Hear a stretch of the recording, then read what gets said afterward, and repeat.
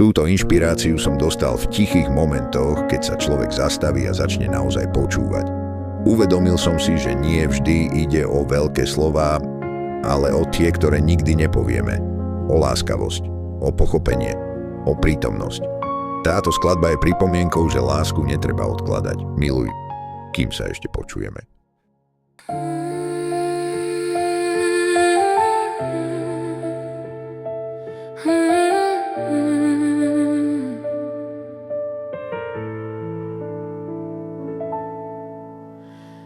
V tichu miesta prázdnych slov sa učíme byť silný bez dôvodov.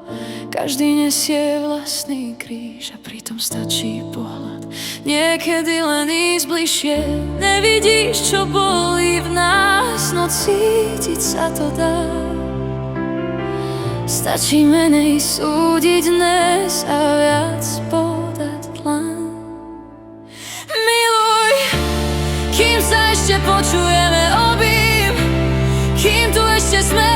Slova vedia raniť hlbšie než čas, tak buďme k sebe jemný viac. Miluj, aj keď svet sa láme, láska je to, čo nás zachráni.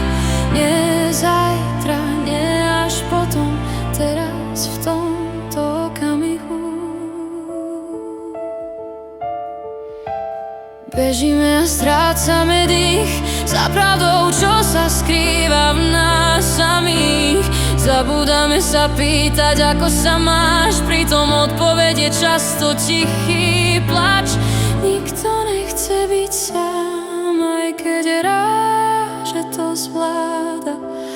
Láskavosť nič nestojí a predsa mení všetko. Miluj, kým sa ešte počujeme, obím, kým tu ešte sme. Slova vedia raniť hlbšie než čas, tak buďme k sebe jemní viac. Miluj, aj keď svet sa láme, láska je to, čo nás zachráni.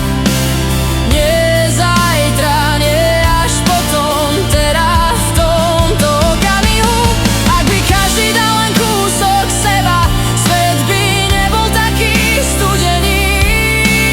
Nechcem viac mať pravdu, chcem mať pokoj medzi nami. Miluj, kým sa ešte počujeme, kým sa ešte môžeme dotknúť. Život je príliš krehký sen, aby sme ním prešli bez citu.